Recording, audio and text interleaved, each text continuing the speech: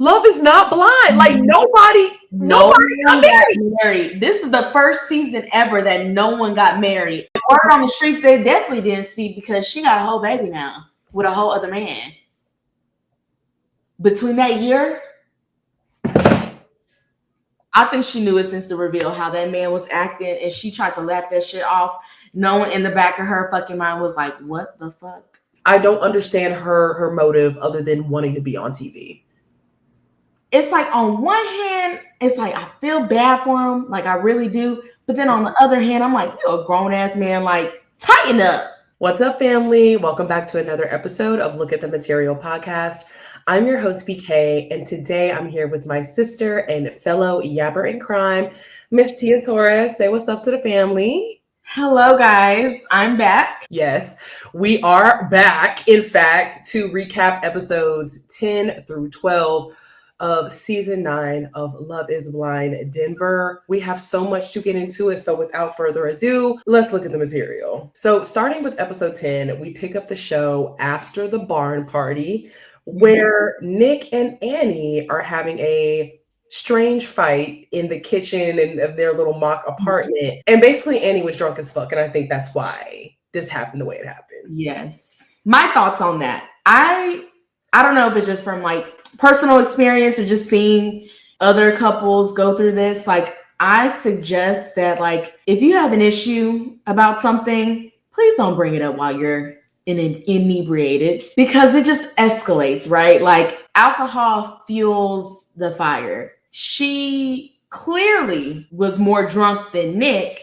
slurring her words, like, in the shit she was saying. I'm like, what are we talking about? Like, what is this? So it was a very confusing, conversation. And then she loves to say, well, I love you. Yeah. It's like, that's not the point. Like, girl, what are you actually really trying to say? Like, what is actually the issue here? Like, you just fucking being drunk and just starting some mess. Like, that's what, I don't know, because I've been there, done that too. Like, I like to use myself as an example so that I don't sound hypocritical. Yeah, I've definitely started some shit with some of my booze and stuff like that. Oh yeah. You know what I'm saying? But in hindsight, it's just like, it's not the right thing to do. Like, girl, like, you should have talked about that shit the next day. Yeah. And I think like when it comes to Nick and Annie, they didn't really have much built up between them. Like, I saw an interview with Kate where she was saying how she was actually shocked that Annie and Nick ended up like doing the whole proposal and reveal thing, because she was like, he kind of switched to her last minute. So I feel like it was a lot of, I love you and I love you too, and I want this, and just those filler conversations. Yeah. And that's why when she gets drunk, it's almost like she wants to say, like, I have this void and I need somebody to fill it, and I want you to feel it. And but it just comes out like, well, I love you so much, and I feel like you don't love me as much as I love you. Yeah. Like, are you really trying to say, I don't feel like you're attracted to me? I don't feel like you. Like, what are you actually trying to say? And I feel like the alcohol thing in general is a big theme throughout this show. We talked about it in the last part with the pool party and Joe, but also like even in the pod, sometimes you'll be like, damn, these people they're too drunk. They're just too drunk. And so I feel like the alcohol at this point, although it's fine to like get a little cocktail or whatever, sometimes it gets to a point where you're like, these people don't even know what they're fighting about because they're so drunk. Exactly. There should be a limit.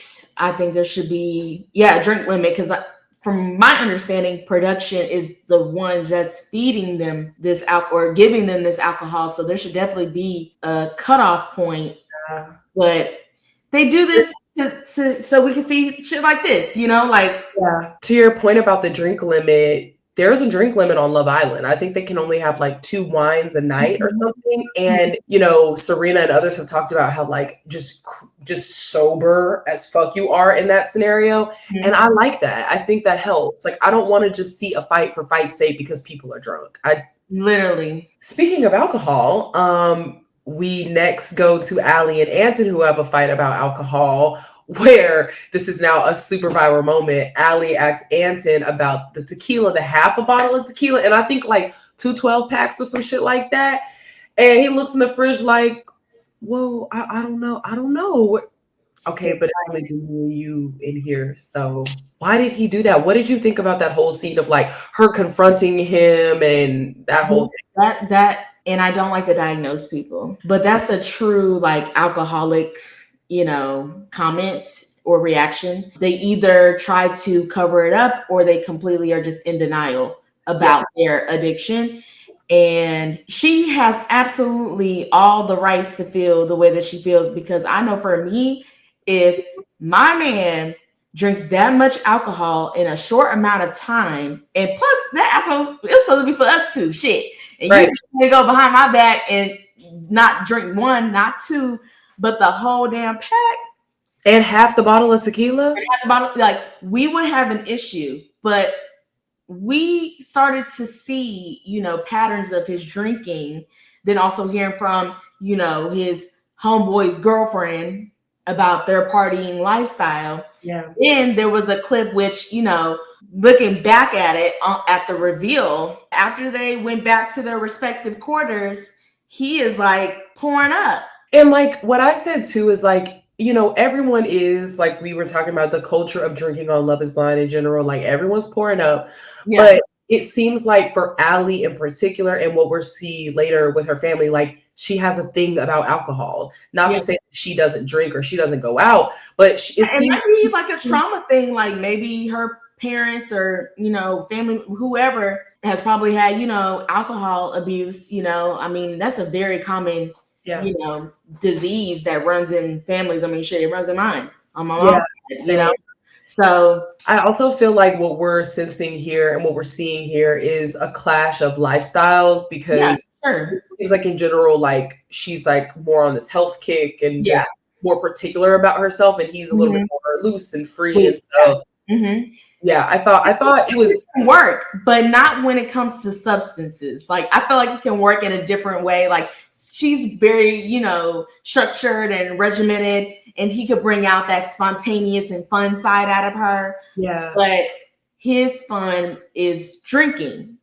Yeah. That's his version of having fun, is drinking. And relaxing. Yeah. So, I mean, Anton, I really hope, like, all jokes aside, I really do hope that you do, get help. Yeah, if need be.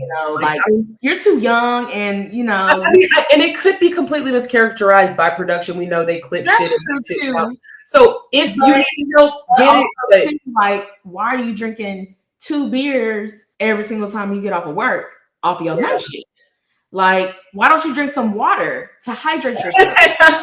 If that's how Anton lives his life, that's how Anton lives his life, but it's obviously an issue for Allie. And I think she brings it up, but there's still a part of her that's like hanging on to this relationship when she knows it's not actually for sure. And I feel like that's been the pattern. They don't even give me that they've been like intimate. Like, I don't know. On vacation, that one time where they're like, we definitely had fun last night. But after that, because that was just still the new, like, the butterflies, and they're both very attractive people. They just wanted to get it on real quick. Well, next we have another KB/Edmund fight. This is the scene where he's just like, say something nice. Like, it could be backhanded. Just say something nice. And the scene just to me gave mother son. It gave whiny. I don't know. I don't understand what KB got out of this. And I cringe every time these two are on my screen. Very much so, same. It just all boils down to the fact that this man has issues for real. Like, and it's nothing, no woman, no fiance, no girlfriend, no wife can fix. Like, he needs serious professional help, because that whole say something nice thing, I mean, it was childlike. That's just very childlike. So like, on one hand, it's like I feel bad for him, like I really do, but then on the other hand, I'm like, you're a grown-ass man, like, tighten up. So it's hard to like find a balance between the two, because I'm like, Edmund, like, you have a whole career. You're a grown-ass man. Like, how you should act, how you shouldn't act, I would think. I've never interacted or experienced a person like that before. Yeah, like I think experienced childish ass niggas, but not like that. that. That was the difference we were talking about between like childish and childlike, where the childlike is more like the whole say something nice. I've literally heard like a 7-year-old say that, you know? So it's just a straight, that's why I feel like people are having a difficult time reacting to Edmund and are having these adverse reactions to him. It's like the behavior will be like socially unacceptable, and then he'll have these moments where like you see through that and that it's deeper than that. It's so confusing. Like you said, holding those two things in the balance, it's like it's tough. It's tough, and it's just flat out strange. Like, and I know for a person that's level-headed, you know, more reasonable, that would come off very off-putting to me.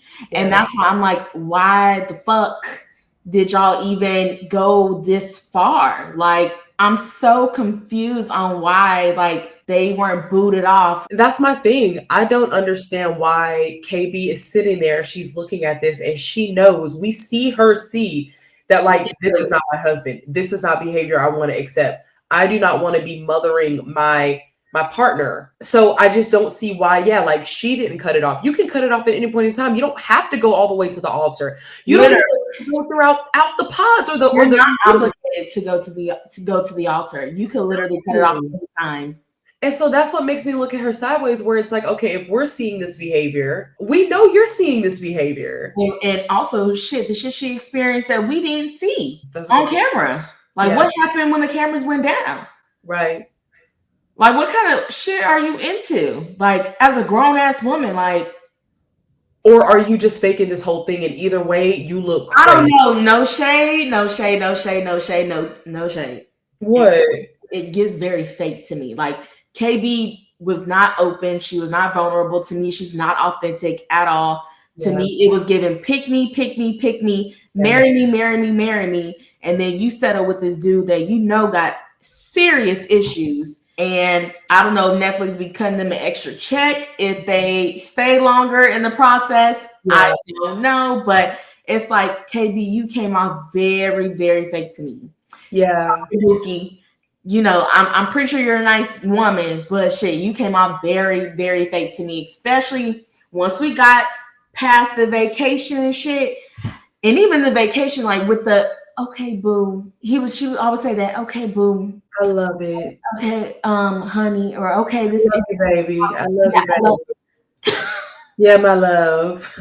It's just like, ew, like cringe. Like to me, the shit was very cringe. Like, I don't know. It's fake too, because it's just like, we know that you do not see this person as your husband, but also we know that you been knowing this, like since the reveal. I think she knew it since the reveal, how that man was acting, and she tried to laugh that shit off, knowing in the back of her fucking mind was like, what the fuck? And again, we hate the way Casey broke up with Patrick, but at least she didn't make it out the hotel to the vacation. She knew off real. She knew. She said, I will not grow in attraction. And I'll give her 10s for that, because she could have dragged it on, even though I'll give her 5s for that. Or her 5s, yeah, even though she was lying still. And kissing him and straddling him and shit. But it's just like, you know, I get it. I get it, you know, at least she did that, you know. Now, speaking of faking it till you make it, let's get into Joe and Madison. Joe meets Madison's family. They talk about her disability and just like being like, please protect my daughter. They talk about Joe calling off his engagement, and he called off his engagement at the point where it was time to send off the save the dates, and he just didn't put them in the mailbox. And basically her family was like, well, that's very last minute. Hopefully you don't do that to Madison. He literally did. So what did you think of this interaction with, I mean, Joe doesn't really give us much, so I don't know if you had anything that stood out to you. I would say he's full of shit, like, to be honest, and he just puts up this fucking front. Like, I don't really have much to say about that man. I'm curious to know the real reason and what really happened between him and his ex-fiance. I want her to come to the front and let us know the real tea. But also too, like, I mean, yeah, like by you breaking off a whole engagement, not sending off the wedding invitations, and then you just bounce. That is definitely a red flag, because I think women, we make the mistake of thinking like, okay, he did that to her, but it's me, like he won't do that to me. But you have to really dig deep and not so much like hold the past against someone, but at the same time, you kind of do, especially with men, because they will like they don't change, they switch partners, and we saw this shit right here. Madison, you were just the next victim, and the new bitch is going on this fucking podcast and shit. Girl, your turn coming up too, boo. Yeah, because I think that's a great point, because I feel like Madison should have looked at this behavior, and I talked about this before. I feel like there were so many red flags that he showed that she could have reacted to, and especially when it comes to, if you're saying you were miserable in your last relationship, but you were allegedly with them for like 4 to 5 years, you were engaged, you were about to go through it. How did you betray yourself? It's the same thing I mentioned with Patrick. It's like that to me is a turnoff, or it's a red flag, because it's like you staying in something that makes you miserable. Did she know you were miserable? Were you hiding this from her? Right. Like, it just makes you look crazy in so many different ways, and that you don't communicate well, or you betray yourself. Either way, it's just not good qualities in my opinion. It's just like, Joe, just cut the shit. Like, yeah, whatever. Like, you're fake. And I even say he was fake when she met his people. Like, yes, like it was just fake. Like, because he wasn't.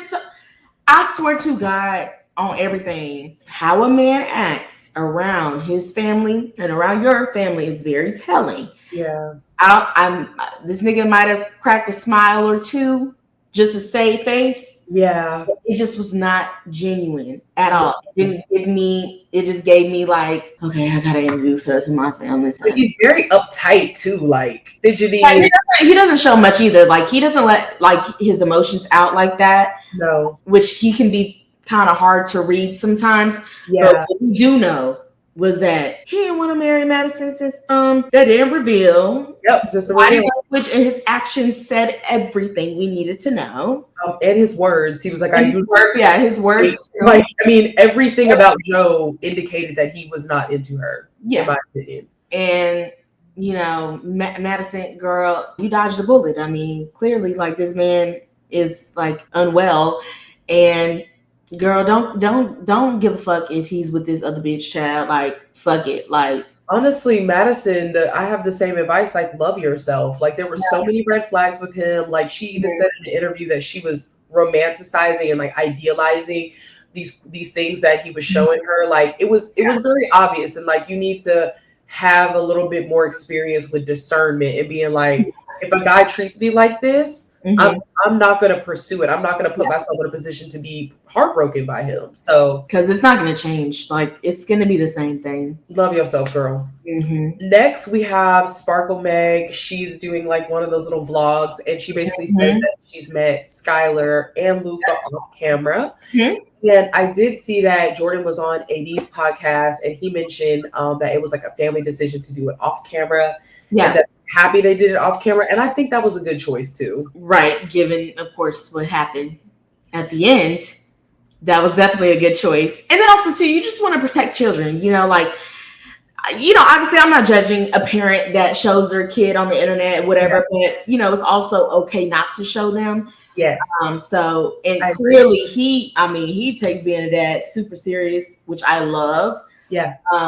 So yeah, I mean, kudos to them. Like, we respect your privacy. You know, I'm glad y'all did it off camera. I'm pretty sure it was a very nice interaction, because it seems like him and his child's mother have a good relationship, and clearly she's moved on. Clearly he's moved on. You know, I'm pretty sure it was a nice meetup. Of course, I would have liked to see like a little bit, but you know. I also wanted to mention, since I just brought up AD's podcast, that he has a children book that's out, and it's like titled after his son, and it's apparently supposed to teach like children, I guess like young boys, about emotion. And I was like, oh my God, That is just like I saw a clip of that today actually. That is so cute. Where he gifted AD the book. Yeah, for her kid. I'm like, oh, that's so sweet. So next we have the scene where Allie meets Anson's mom.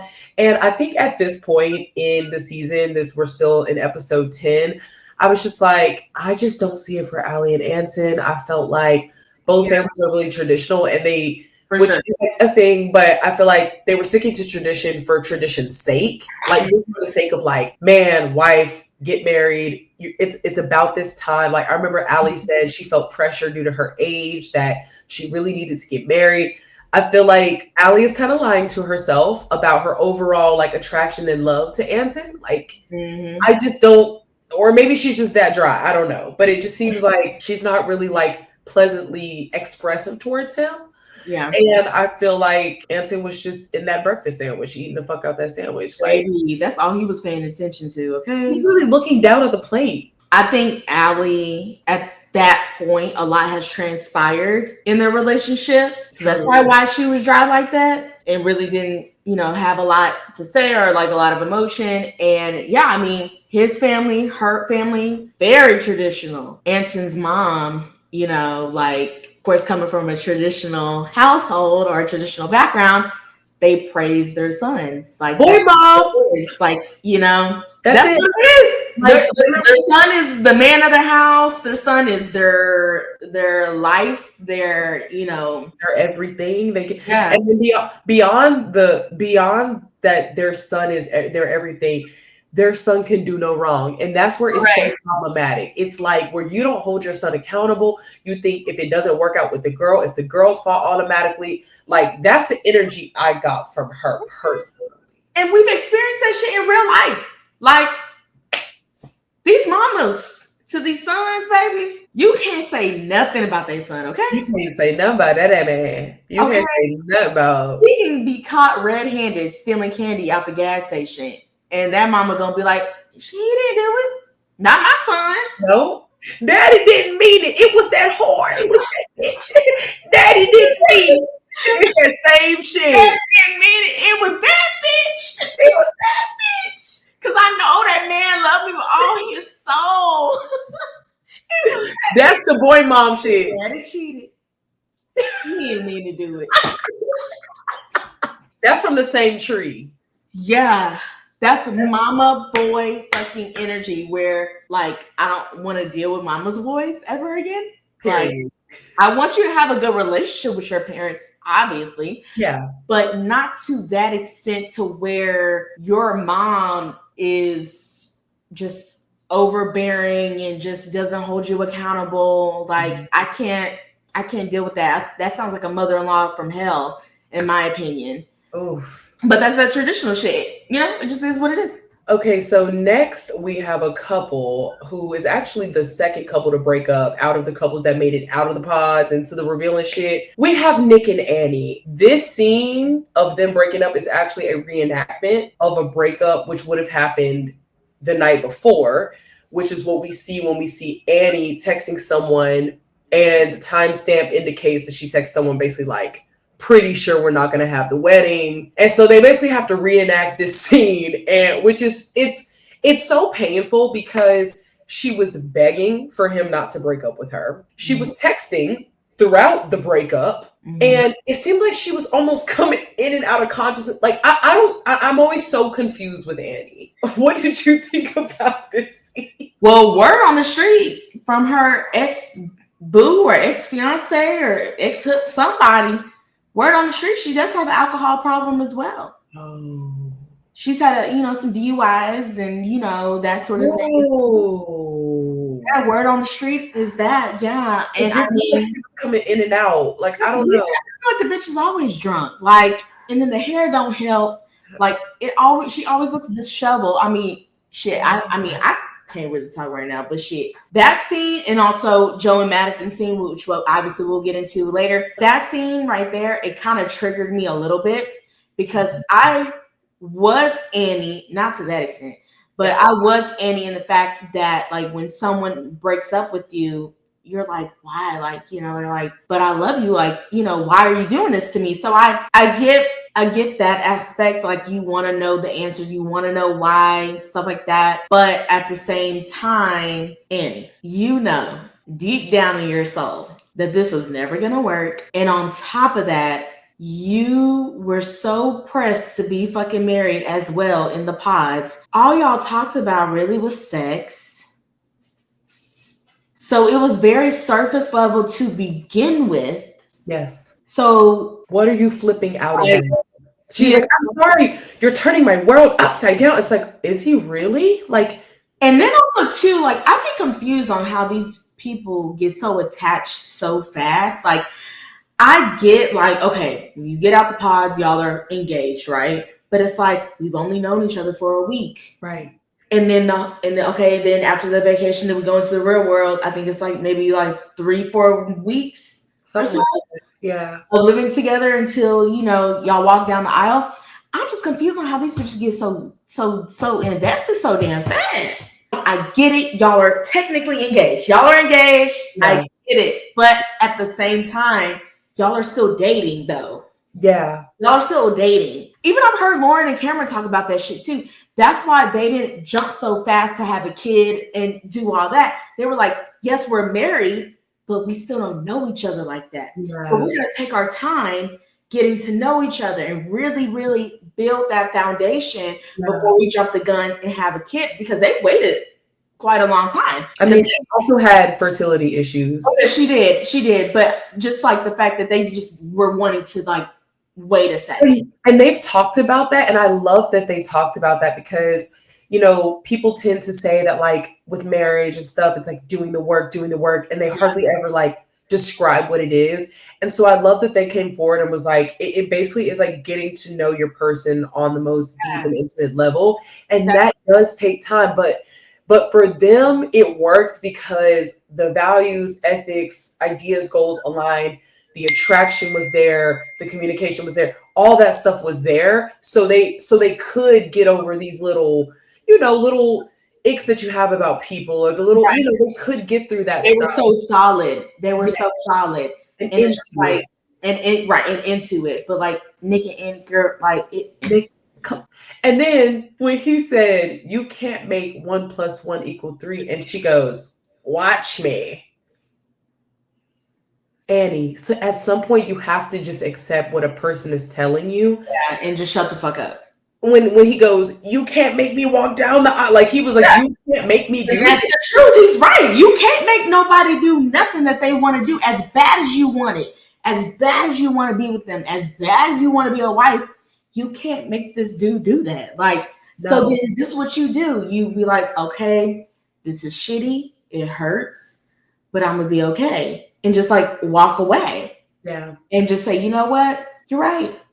We don't need to be together. I wish you nothing but the best, and call it. But again, she just wanted to be married so bad. Like, yeah. And I get it. As women, we want that love. We want our true fairy tale. That love. People, like we want that. We do want that. And I know when you get to a certain age, you know, shit gets a little, you know, sticky, and you know, you have a little bit more pressure that you put on yourself, or family members put on you, or friends put on you. Like, I get it. But also, too, wouldn't you rather wait just a little bit more to actually be with someone who is meant for you? Yeah. Or marry someone and get divorced in like 2-3 months because y'all just weren't it, you know? And you're like living a lie because you're betraying yourself. You're miserable. Come on. I also, this reminds me, like, there's not that much investment in these people, in my opinion, because we didn't get enough, like, background info on them of, like, their story. Not, like, a lot of them. So I kind of don't even know what point of view she's coming from. And, yeah, I just hope she's doing well. I don't really understand her logic either. And, girl, it's fine. Bye. So to close out episode 10, we have the dress and tux fittings. I don't really care to go into each of their fittings. Yeah. This is usually the most boring fucking like part of the season for me. But something that spiced up the episode was that Joe basically has like an anxiety attack of sorts, and he literally runs out of his fitting, and he gets sat down to do his confessional, and then he literally runs out of the confessional. Like he's like, "No, sorry guys, yeah, no, I can't do this," and he goes to his car, like, and that's that. He gives me like when shit gets too real, he runs away, he backs out. That's like a fucking immature man 101. Like when shit get too hot, they're like, And again, this is the pattern with Joe. He did that with the ex-fiance. He realized looking at those invitations, like, oh shit, like shit's about to get real. I'm about to be married. I'm about to have to be faithful and be with one woman for the rest of my life. Oh hell no. You know, and dips. He tried on that tux. He looked in the mirror. He said, "Oh fuck." She was like, "Do you want me to help you with the tie?" He was like, "No." He didn't put the tie on, baby. He No. said, "Up the full fit, bitch. I'm out of here." Yep. And he didn't say bye or nothing. Just dip. Baby. He didn't tell his friends where he was going. He didn't tell the cast where he was going. Nothing. He was like, "Where did Joe go? Did he leave?" Baby, that man took the back door. He didn't go through the front. He went to that back door in that shot. Damn near ran. It was a very fast walk. He was speed walking. Baby, he was ready to get the fuck. And he knew right then and there, baby, he was going to go back to that apartment and break up with her ass. Oh, jeez. We'll get into that. Right. Well, basically the huge thing to end out episode 10 was Joe leaving that tux fitting, and that's the cliffhanger they leave us on. And when we transition to episode 11, they opened up this episode with a montage of like the couples, right? You've got Allie and Anton, they're on this snowboarding date, and this is where I kind of noticed, for real, like Allie was really good at the snowboarding, and Anton kept falling down and shit, and she kept being like, "You're doing good. You know, you're doing good." Like, you know, I just felt like, oh, this is not, I think she's getting the ick for him. Like, the fact that he can't stand it. Like, I don't know. I think she just, that shit right there. Again, a lot transpired. That's why she was starting to be weird and just like act weird, because how we saw them at the reveal, it's totally different, and how we saw them here. Yes, the episodes to come. Like, I just think, she was just turned off. And you know, we as women know, like, if a guy gives us the ick, we're kind of like, there's no hiding it. It's like, and you can feel it. You can feel the energy, the body language. You just know, you know. You can't hide it. So the next scene in the intro montage is Edmund. He's rubbing KB's feet. He really likes to rub her feet. And he's singing, and KB goes, "I love that. I feel like KB is being fake. Like, you don't love that. You don't love that. When you say, I love that, like, you're being fake to this man, and it makes you look bad." I wonder, and I get people go on the show to break their patterns, right? And to break their normal type. I'm curious to know what her type was before this show. Me too. Her type gives me just that ain't shit nigga that be talking crazy, that be putting her in check. You know, bitches love to say, "I want a man that will be able to put me in check." It's like, okay, so to what extent though? Yeah, are you talking about yanking your ass up and cussing you out? I'm serious.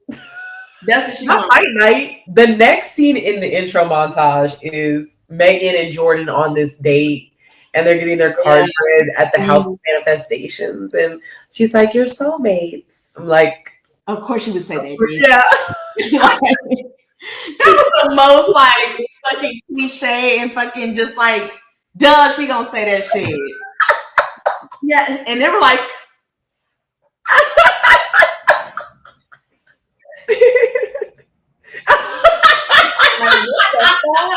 girl. So literally production goes from this beautiful montage of all these dates and then cut to Joe and Madison breaking up. And for me, this was really hard to watch because it was just like, Joe doesn't give a fuck. He motherfucking started packing up so fucking fast. So fast. He was on a mission to get the fuck out. He was just like, I don't feel like we should drag it out if I know you're not the one. Like, straight up. She's boo-hooing, and he's just like lifting the suitcase and there's no emotion. There was no emotional connection. There was nothing. It was nothing. And I feel like the sad part too was when she was just like, this is on the heels of seeing the singles and like, what is it? And like trying to find the reason, like we were talking about with Annie earlier. And what Madison did reveal in the interview is that, because I was thinking she was talking about the barn party. And I was like, okay, well, maybe not. But she said that basically her and Joe and a couple of the castmates went out on the town and they bumped into some other singles from the cast, and that Casey was like full on Joe's chest. On pause. And that this was the same night that he ran out of that tux fitting and nobody there told her that he ran out of the tux fitting. Oh shit. Bitch, I would have smoked with everybody. Because how dare you not tell me? And I'm over here, I know Madison. Just knowing how she is, I know she was doting on him or trying to dote on him all night. I know alcohol clearly was involved. I know her drunk ass was talking about how excited she was to marry him. Yes. All this shit, knowing damn well everybody knew that this nigga ran out and no one said anything. All my bitches are fake, to be honest. Not his friends, not any of the male castmates. Yeah. Not their spouse, not their future spouses, because they pillow talked about this. And that's the gag. Okay, I can understand the men not saying nothing. Okay, that's y'all's boy. Okay, whatever. But for the women, though, y'all should have said something to her. And honestly, Madison, all them hoes are fake as fuck. I would not fuck with them hoes at all, because that was major thing to keep away from you. I would love to know precisely who knew, because she says she's friends with everybody. These are some of her best friends and blah, blah, blah. And I'm like, oh God, this is not good. So that happens, and she's confronting him with that in the middle of the breakup. Like, so this is on the heels of the singles. And now we know this is on the heels of Casey being all over you. And it's like, how did Casey even feel comfortable doing that in the presence of Madison, his fiance? Like, I'm confused about how all that shit went down. First off, like I was telling you off camera, and I'll say it on camera because I don't give a fuck. Casey.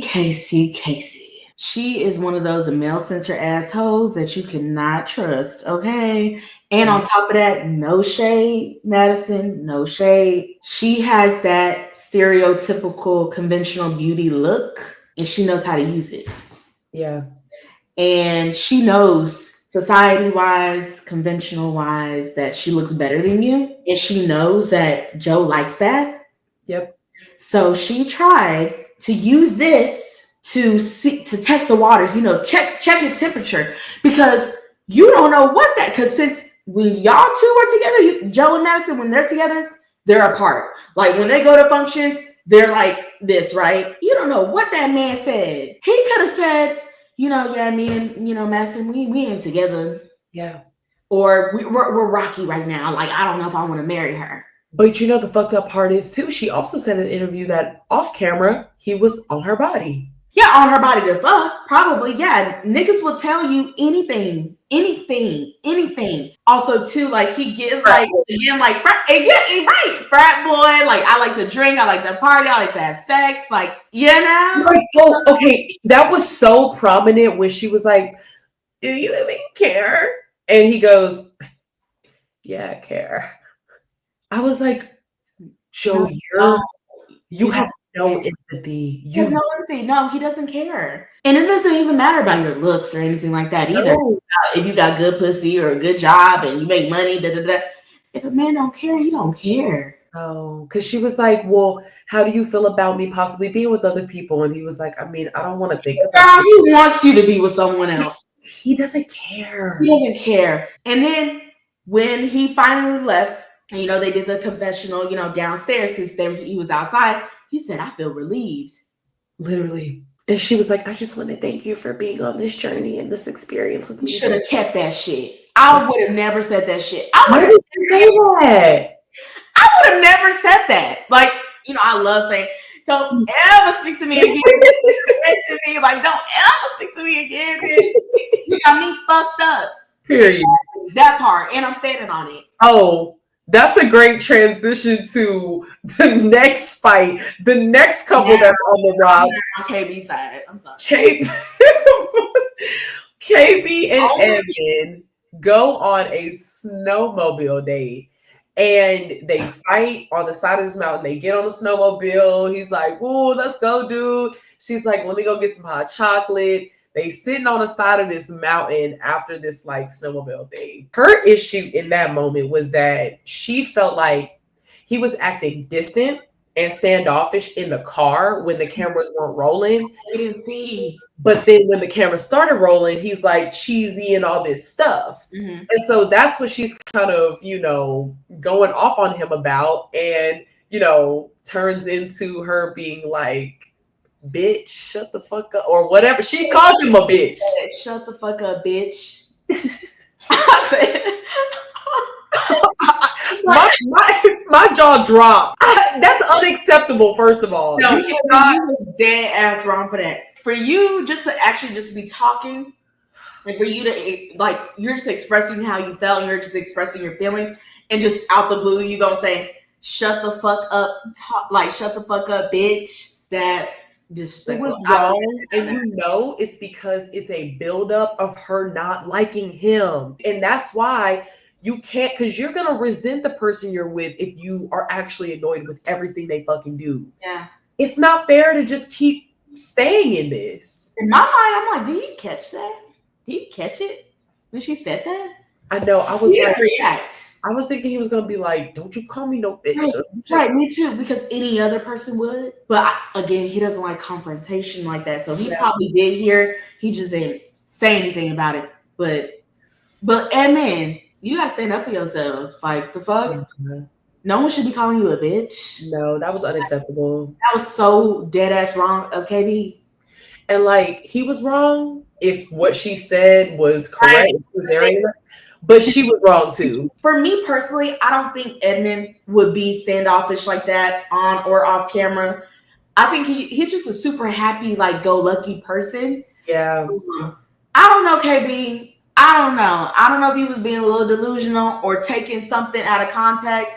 Or maybe he just wanted to be quiet during the car ride. I mean, fuck. I don't know, but the way she described it was you're different on camera than you are off camera. I don't know if I really believe that. I don't know. And this is the other side of it. His behavior is erratic. So I don't know. True.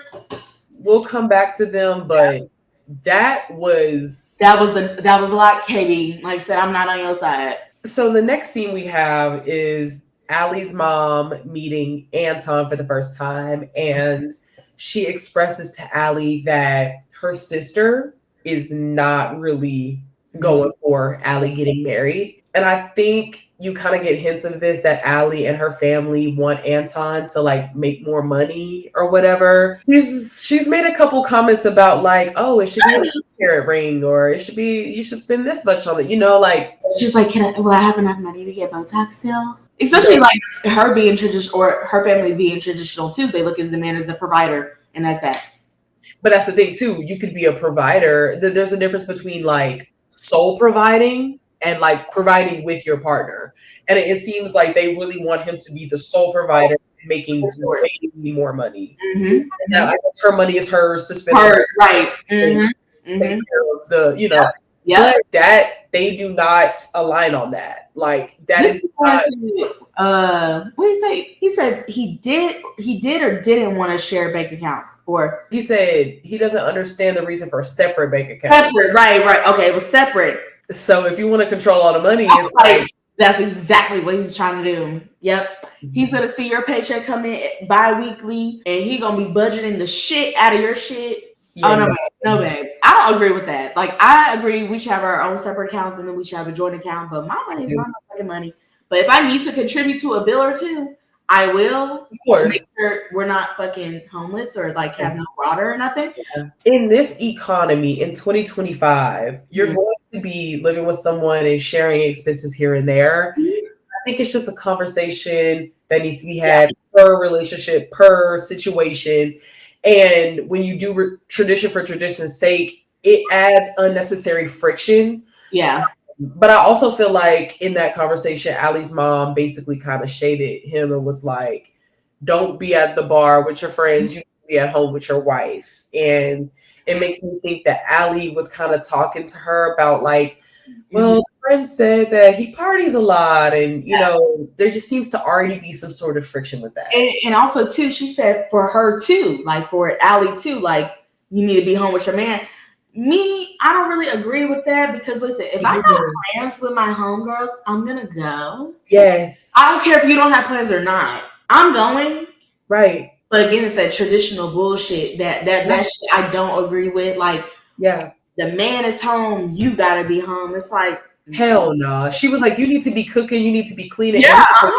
And he was like, I love you for that. And she was like, well, we don't fully agree on that with the whole. Yeah, baby, we know Allie don't clean. He got to come behind her and pick up her damn clothes. Yeah. And I guess she's like, well, my mom shit like this should have been discussed in the pods, though. Like, I don't understand why this shit wasn't discussed in the fucking pods. I feel like these are the pillars that should be discussed in the pods. What do you expect of your wife or husband? Parenting skills, finances, health, aka what's going on, lifestyles, yeah, career, religion, location. Like, do you see like in here, or do you want to move? Yeah. Childhood, pet peeves, shit. The list goes on and on. But one of those things should have been discussed in the pods because I'm pretty sure they would have discussed that shit in the pods. Probably wouldn't have made it out. But if we think about it, this is the couple that closed off the quickest. They literally were like, I want to get married. Boom. Because they had that dream. I have dreams about my exes all the fucking time. It's the weirdest shit, but I do. But am I gonna take that dream as a sign to get back with them or to communicate with them? No, you should not. No. But yeah, they jumped the gun. They jumped the fucking gun, bitch. So next we have Jordan and Megan. They are going to get expensive decorative hats made. And they have a little conversation about numerology and her picking houses. No, I did her shit too. I did that, the adding up the zip code and like. Oh, for real? She posted on her Instagram and she posted how to do it. So like you take your zip code and let's just say you live in an apartment, you take that number 2 and you add it up and then whatever you get, then you divide that by 2 or some shit. And then you'll find the number. Yeah. The house I'm living in right now is the number 9.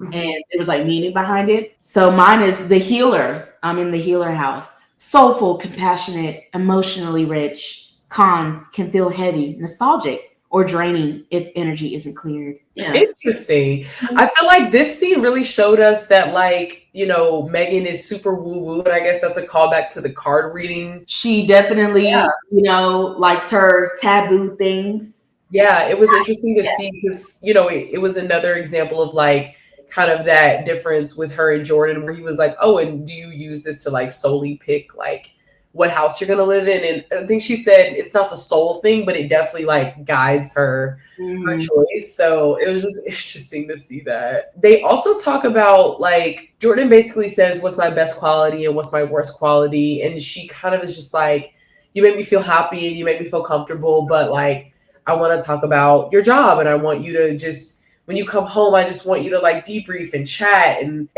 he's kind of like, sometimes I just want to stare in silence. And she kind of starts to freak out a little bit about that. What did you think about the scene? This is where the lifestyles clash, right? Yeah. Typically people that work long hours, all they want to do when they get home is to eat, take a shower, and go to sleep. Literally. They might give you penis. They might, but they might be too tired for that. Yeah. They just want to decompress. I know for me being in Texas, I talk to people all day, right? Sometimes I just want to lay on the couch. Yeah. Just give me like 10, 15 minutes of just not talking. I want to disengage. Yeah. I've been very overstimulated all fucking day. Right.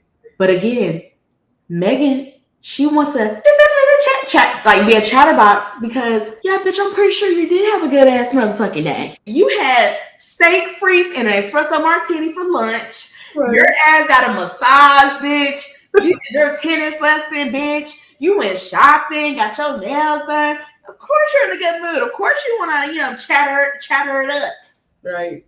But again, normal working people aren't so chipper at the end of the day. Right. And he's a dad. So there's that on top of There all. adds that extra layer of responsibility. Like, because, oh God, like, I'm so happy I don't have kids right now because I couldn't imagine getting off of work, going upstairs, having to cook, make sure my kid is bathed, put them to bed, make sure their school clothes are ironed the night before. It takes a lot. Yeah, it takes a lot. So yeah, like, sorry, Megan. Like, there's just some days where he just doesn't want to do that. And you just got to accept that, you know? Like, if you want to be with him. Right. Next, we have a short scene where Edmund is apologizing to KB, and she tells him, I wanted to throw that ring off the side of that mountain, and you came in here like a man, and you apologized, and you like. I appreciate that. You a man. You a man. You strong. You a man. What are we doing here? Like, your man is on roller skates right now, twirling around, doing tricks, aka just skating backwards. Like, I could fucking do that. Oh my God. She was like, don't hurt yourself, baby. Go out there and do it. That is a kid, and that is their mom.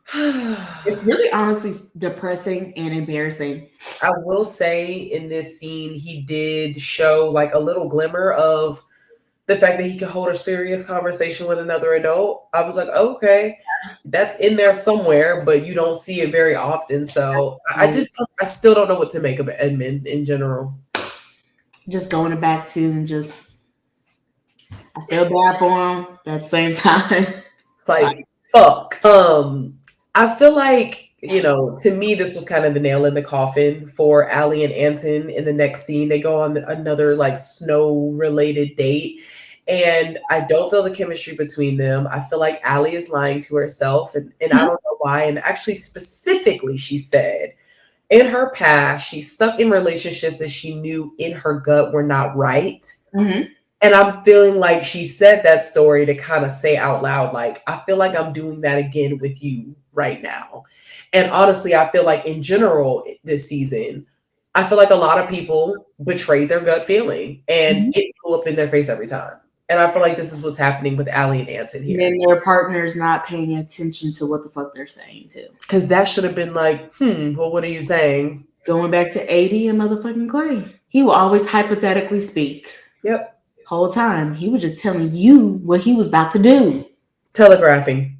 Yeah. You're foreshadowing right now. Yeah. Allie foreshadowed. Like, she was foreshadowing. Literally. And this is where, as a viewer, I get annoyed. Because it's like, why are you wasting our fucking time? Right. Like, why are you wasting our time? Why are you wasting production's money? I just feel like we could have had some better couple. Now I'm feeling like, well, just have showed us better couples. Like, come on. Like, y'all could have hired different people or casted different people. Like, what is the deal? But also, too, this might just be Denver. No. Like, honestly, I don't put nothing past Denver. I mean, at this point, like, the lack of diversity clearly shows, the lifestyle differences, the cultural differences as well. Yeah. I don't know why out of all cities they picked motherfucking Denver. Like, I get it, it's Denver, like it's one of the more popular cities in Colorado, but still, why Denver? To close out episode 11, we have a bit of a lifestyle clash, a little bit of a spat between Jordan and Sparkle Megan. And we basically touched on this already. Like, he works 10 hours a day and he kind of wants to just decompress after work. She has more flexibility. And I feel like this is the moment where it's really sad because I feel like if he had more time and money, it would work. Like, it seems like they hit it off on every single level. And even the little like back and forths they had when they had a disagreement, like seemed healthy and normal and like adult like. But this really stood in the way. But the gag is more money doesn't always equal more time. Because he could have been in private equity where them niggas is making bank, but they're literally selling their souls. They literally work like 14, 15, like literally, they work so much. Yeah. So it's more like really how you can get like time back is if you're an entrepreneur or like if you're an entrepreneur. Set your own schedule. Set your own schedule. That's literally the only time where you can be flexible. Yeah. So I think, I think she's confusing the two. More money doesn't always equal more time.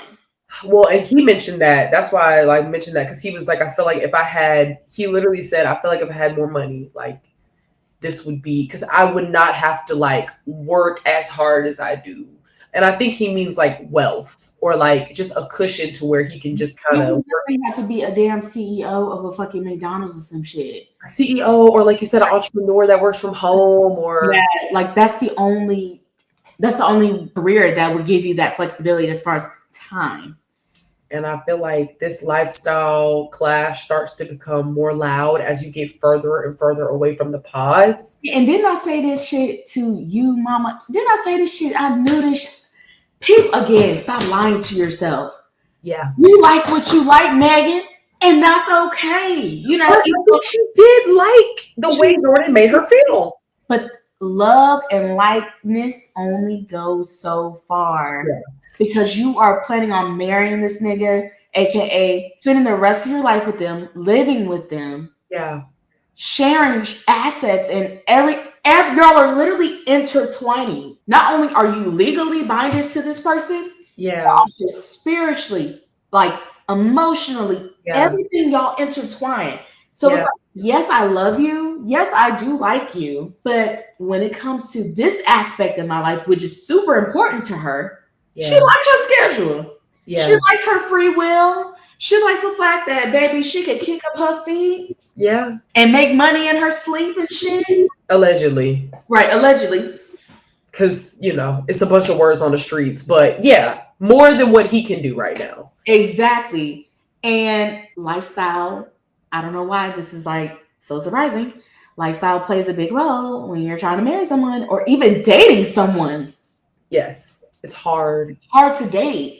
And the thing is, if you want to, you will. Like some people live by coastal, some people live like on different. People make it work, but it's all about what you want. And what you want to compromise for. So like, and she don't want to compromise, and that's her right. Yeah, and I don't blame her. Shit, I wouldn't want to compromise either. Hell. True. I mean, the thing is, she also wants to do this with her person. Like she's been doing this solo, and now you have to find someone who has money that also is a businessman, is a CEO. That also like wants to do those things with you. Like, I don't think she's finding that in her pool of dating. Like, I think with the eligible bachelors that she had access to that were more flexible, like she mentioned, she was not finding luck there, which is why she went on the show. So it's like, okay, then bitch, what are you going to tolerate? What's more important to you? Yeah. Love or lifestyle? Yeah. Which was more important? Yeah. On to episode 12, the finale of Love is Blind season 9. I don't know if I could have predicted all that went down, but just to refresh the current couples we have, because everybody and their mama basically broke up, is Allie and Anton, Megan and Jordan, and Edmund and KB. And literally everyone else broke up, did not make it to that. Yeah. So to start episode 12, there's basically like this party or bar situation that some of the cast and their friends are at. It was like their bachelorette. Okay, so it was the bachelorette. Yeah. Usually they made more of a big deal about that. For sure. Yeah. Bachelorette. Like, so I was like, wait, what is all this? The other seasons they made it a bigger deal. Yes. Right? Okay, I was like, so I guess this is another bar situation. Thanks for clarifying that.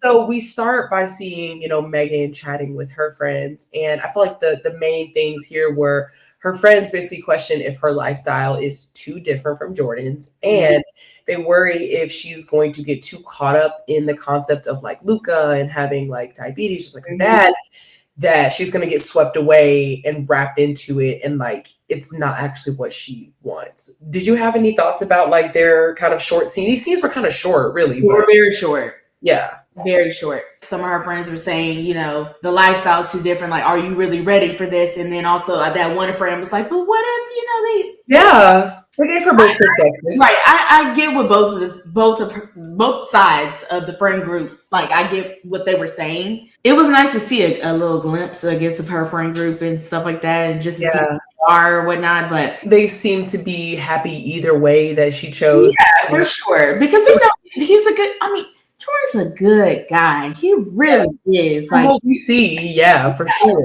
There was definitely, I feel like, more of the energy that was like, girl, it's really confusing. This is really quick. This is a lot of changes. Just make sure you choose your partner, girl. And I feel like it was the same with Allie and her friends, where it was like, you know, I loved when her friends said, you have to marry him for who he is right now. Like, not what he might be later down the line. There you go. And that was the best advice ever. I think all women need to take that, because you don't know what will happen. You don't know. Like, I know you probably have this vision in your head that, oh, he's gonna finally get it together. He'll make more money. He'll be this and that.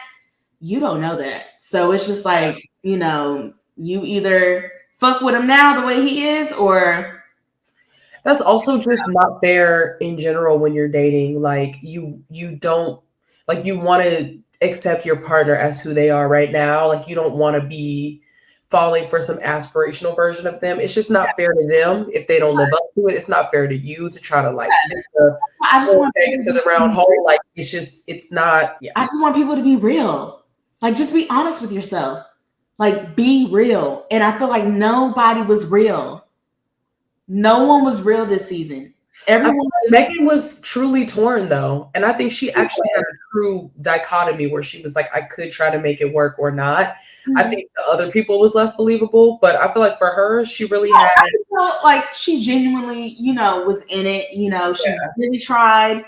But there's just some things you just don't compromise on, you know? And no, but I think my point is, I feel like she could see herself being Luka's mom, and she could see herself walking away. With Allie, I feel like she knew for a minute she was not trying to be with Anton. I feel like with KB, knew for a minute. Nick knew for a minute. Joe knew for a minute. Megan and Jordan seem to be the only ones that really have some sort of like, but also going to make it work with this first conversation though. That's it.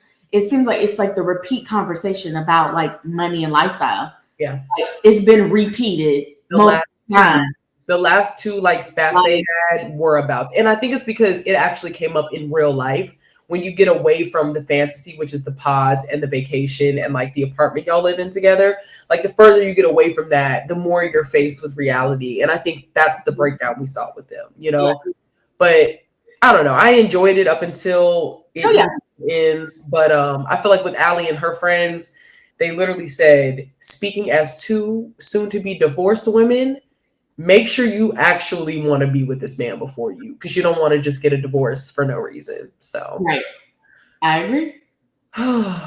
And I guess on that note, we transition to their wedding and Anton's wedding day. And something that I noticed was that she always says, "I love him," and she's been saying that for a while.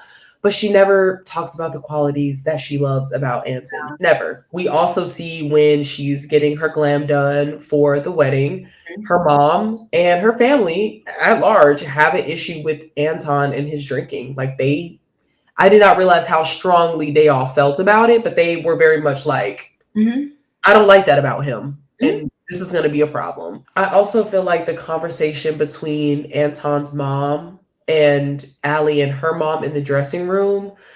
I want to know your take on this, because it felt like, you know, she basically was like, how do you feel about my son? Are you going to say yes?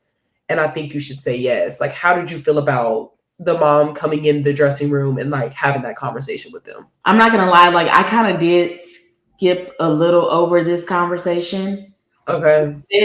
I did. Because typically, like especially like previous seasons, like I'll kind of skip the behind the scenes of the wedding day. I guess that's the same thing to be So said. mom asking her like straight up, like, how do you feel about my son? I don't think she was wrong in that, rightfully so. Because I know I don't feel like that was the time. Y'all already had a meeting. Is that not the time? Like whenever they meet each other's family, is that not the time to ask a woman to wish a woman to woman? I think she probably had a feeling that she was gonna say no. Yeah, that's what it seemed like. That's what she had a feeling that this woman was gonna say no to her son, so she needed to know. But yeah, I mean, you're right. It's not a time or place. I think she definitely should have asked that.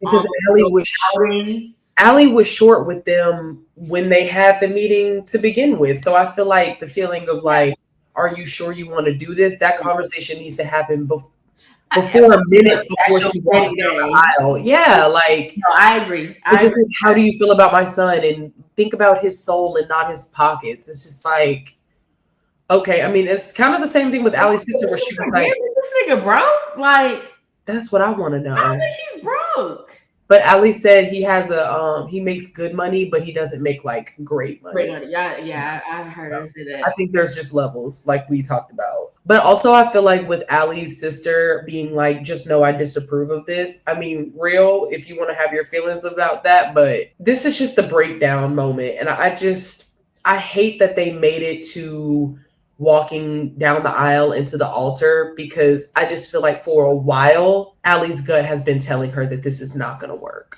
And her sister disapproves. You don't want your sister to fucking, to disapprove. The signs were there that she needed to back out a long time ago. And then, of course, like, I know for me, like, it would be really hard for me to move forward with someone if my friends and family, like, disapprove. Like, because clearly they're seeing something that you don't see, and it's good. You will hope it's coming from a good place and there's good intentions. But I know for me, like, it would be very hard for me to be with someone that, my family and friends, like, don't fuck with. Yeah. Same. And then of course that leads us to them going to the altar. Allie says, I can't be your wife. And someone from Anton's side of the family says, cold-hearted fucking bitch. Wait, ow. I just saw Charlie Horse in my fucking. Whoever said that was a fucking shame. And she said it loud as fuck too. So dead ass wrong. Like, cold-hearted fucking bitch. Loud. Just know there's no reconciliation. I wonder if they're gonna like bring that up at the reunion and what she'll say about that. At this point, like, Allie just said she feels like he wasn't who he was in the pods.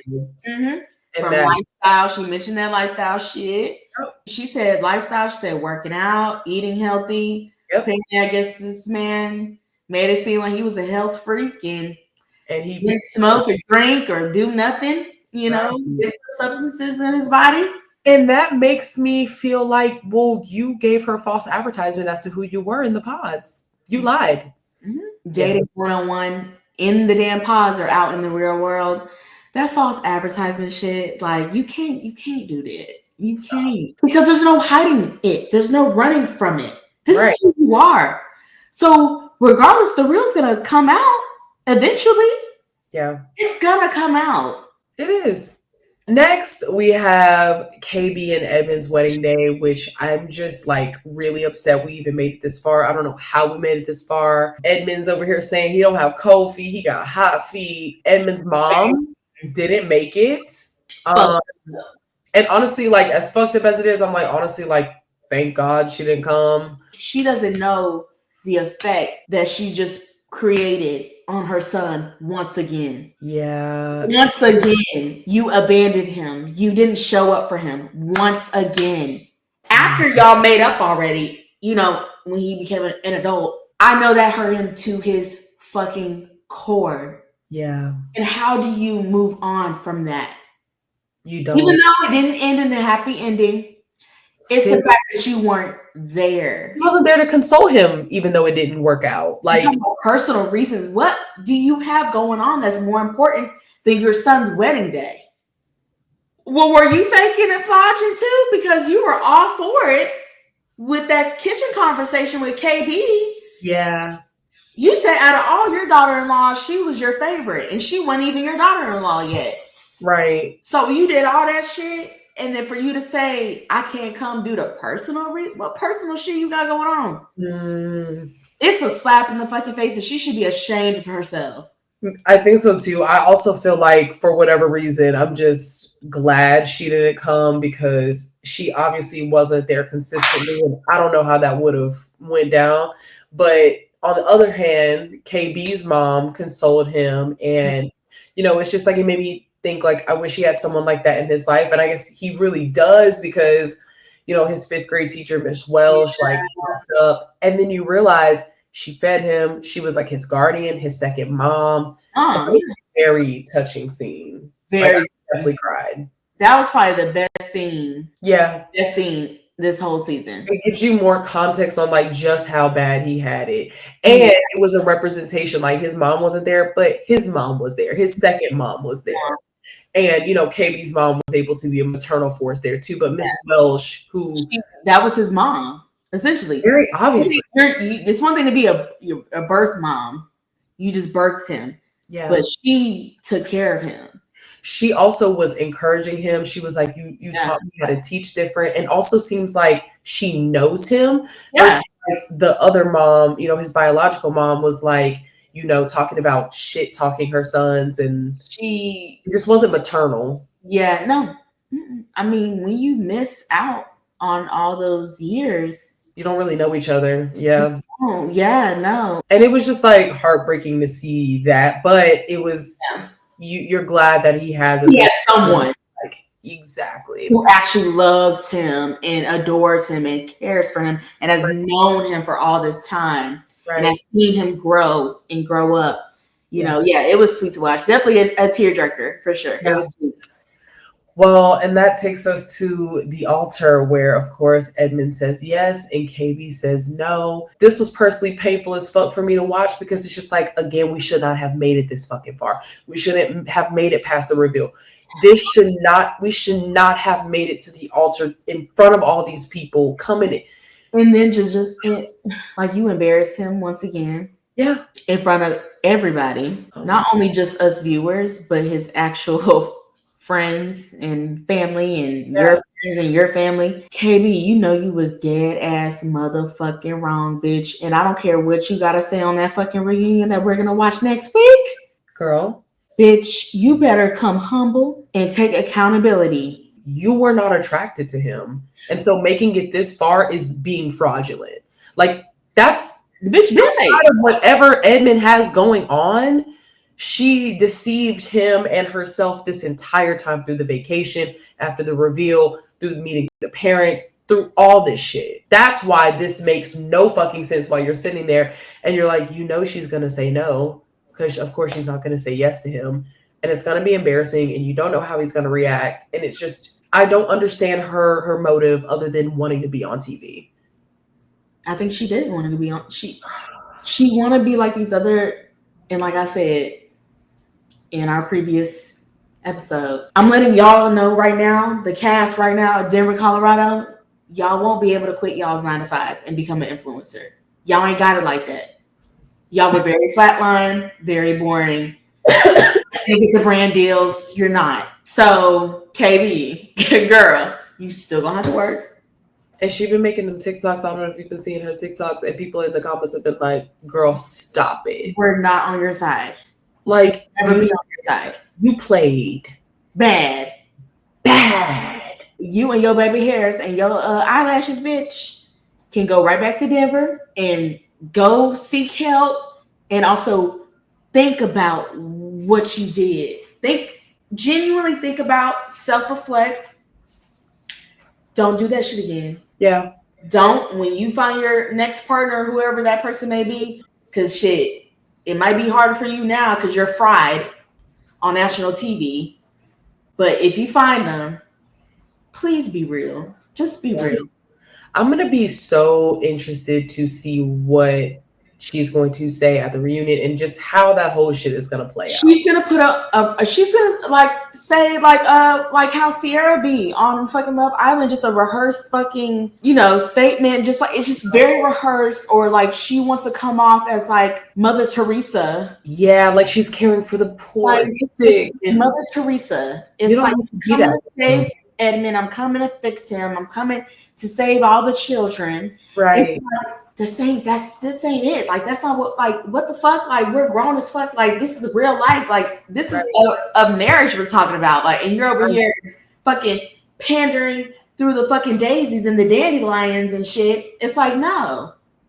Like girl, what the fuck are you talking about? And like his reaction, girl, this is my thing. Bitch, you knew like he was gonna fucking like react the way that he did. Given the fact that we've seen how this man is. Yes. He said, even like based on our next couple we're going to talk about, you didn't have to take it to the altar. You could have broken up. You knew you were not torn up until the moment you got to the altar. Like it just was embarrassing. I think you were torn. She was torn, and she should have cut it off when he had that meltdown on vacation in that bed. True. When he was being pussy thirsty, and when y'all was going back and forth, and he had that breakdown, I think you knew right then and there. Because you slept on the balcony, so you should have known. It's the balcony for me. Baby, you're a joke. I don't feel bad for you. I'm kind of done with your ass. And I hate to be like that because you were the only black girl. That they showed. That they showed. We were rooting for you at first. But you played. I see you at the reunion beach. Last but not least, we close out the season finale with a shocker for me personally. Yeah, definitely a shocker. Megan breaks up with Jordan. Again, like we've said throughout this whole episode and past episodes, the lifestyle breakdown in terms of time and money really came to the forefront.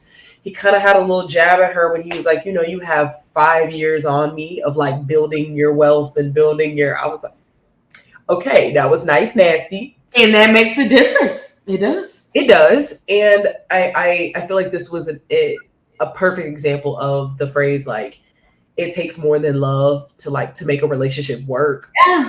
Yeah. There's like logistics to making your life fit with somebody else's life. Correct. And I'm just glad that, again, this was the only like real couple to me. And I feel like they were very adult about approaching their problems, which is why they decided not to take it to the altar and take their family and production. Yeah. No, like it's just traumatic when you do it that way. Very, very traumatic. Yeah. I mean, like she did do the right thing. I mean, I hate the fact that they didn't work out. Yeah.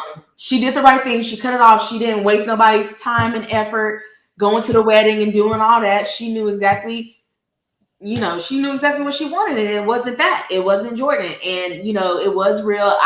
I did peep that he did shed a tear. I was like, oh, yes, they both cried. I was like, both cried. Yeah, I mean, you can tell like he really wanted it to work, and she did too. But at the end of the day, again, when your lifestyles and when that shit ain't aligned, they just ain't aligned. Like it's kind of hard to merge the two.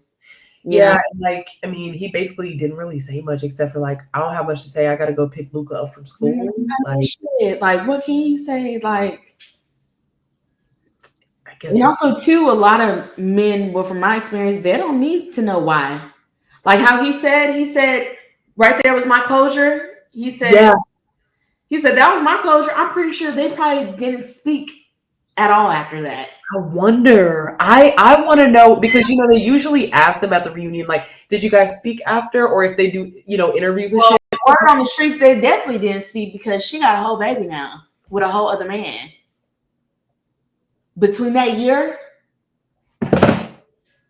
Oh, well, good for her. Because, she was like at the end, like, maybe I'm not fit to be a mother, and was really like questioning that because she was like, I can't really adjust my lifestyle for a baby. She got a whole man with a whole baby. She's like married with the baby? I didn't see no ring on the finger. Because paparazzi got him, and it was this bald head man. He looked wealthy, carrying a little baby, and it was her getting out the car. and she looked like she, had a little pouch, a mom pouch. I'm like, okay, she just gave birth. Oh my God. She had a whole kid in that year. Wow. So I guess she just fell. Maybe she fell for her man and found the love of her life. It don't waste no time. Oh my God. I ain't gonna lie. If I was Jordan, I feel fucking slighted. Be like, damn. Yeah, because the fuck.